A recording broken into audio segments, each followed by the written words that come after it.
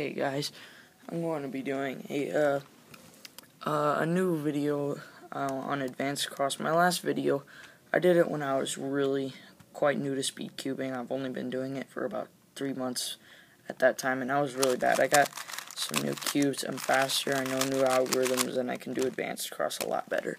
So this is going to be an updated video from that, showing, because it was really bad, low quality. Now I'll just prove to you that the cross for me is quicker and easier now.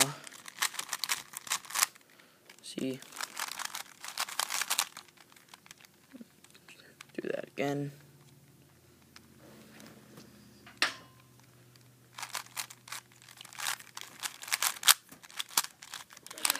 I got caught up preparing for F2L in there, so that's why it was so slow. I got flies plaguing my bed like crazy, bothering me so much.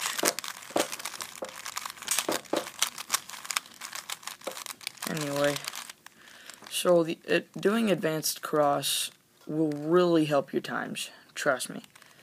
The advanced cross will getting a good cross will really help you. So the first of all, solve the cross. You don't solve the cross on top because then you have to do this to go into your corners or F2L, depending on what method you use.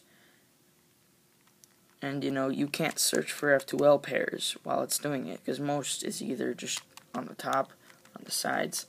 So on this will save you a good X2 cube rotation, and it'll help you look for F2L pairs or corners, depending. So the first thing you need to know, well, that was the first thing. Duh. Well, say this piece right here, I can put it there because it's connected to the white core. Since it's my first piece, it's okay being put there. You just have to put the pieces in respect of the color scheme and where the other pieces are going to go. So since I know that orange is opposite from red, I know that can go there with this. Since blue is opposite from green, I don't know if you can see that very well. I have a bad light bulb just lighting up right now, but I can put that there because if I turn the whole cross, they're still going to be correct, but I'm going to keep it there. So I see this next piece, and since I know that blue is left from orange, I'll move the cross and put that piece in, and then I'll be able to move the cross again, move that down, and do the cross. Then I can go and get started on my F2L, OLL, and PLL. You get the idea. But anyway, basically, the point of advanced cross is to get you a head start. Basically, it'll help your times a lot. So here, I already have one piece connected to the cross, and it's at the opposite. Since this piece and this piece are already there, I could either turn this to the right and pull this down, turn this to the left, pull this down, turn this to the right, and pull this down. And so I have a choice to make. This piece keeps falling off because I fell on it while I was playing outside with it in my pocket.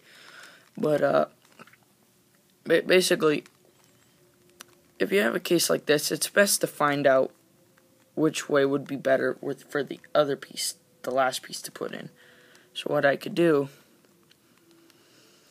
I could go ahead, I'll go ahead and do this. Ready? So I'll move this over so I can put this in. And then so then I see this piece right here. They're both out of place.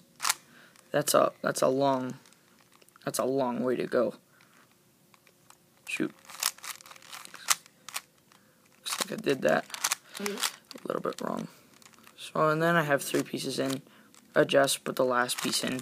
So basically, the thought process that you go through is just a couple of steps.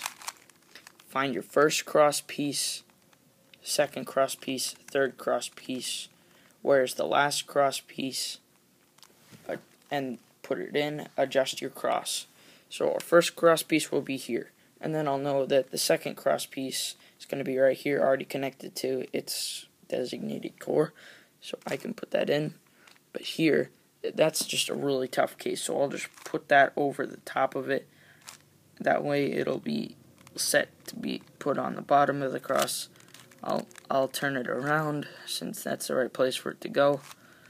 In respect to the other ones, since this is already on there correctly, I'll just turn the cross to where they're all in their right positions and put this back in. Go onto your F2, go onto your F2L, all that. Dang it.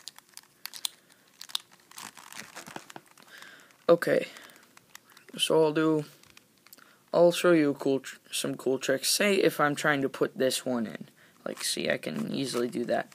But this one right here, if I do this, it's gonna take it takes 3 or 4 moves to get that in.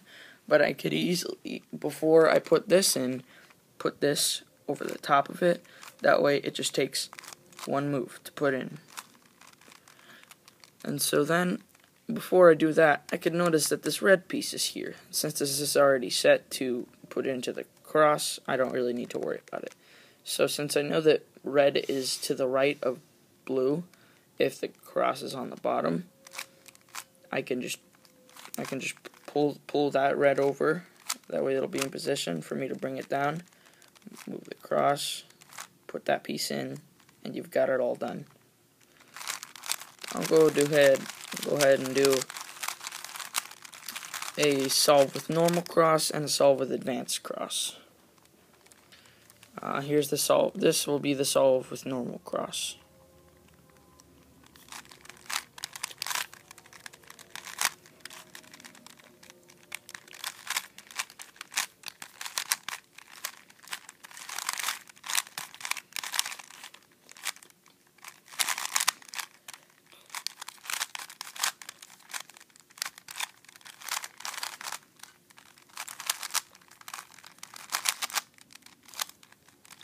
Looks like that piece popping off made it unsolvable. Okay, anyway. 29 seconds. Okay, my brother was timing me there, apparently. Thanks for that, Asher. So now I'll do a solve with advanced cross. I'll move out a little bit so you can see it. So that was a 29-second solve. And now this will be a solve with advanced cross. Ready, set, go. Already done with the cross a lot faster than last time.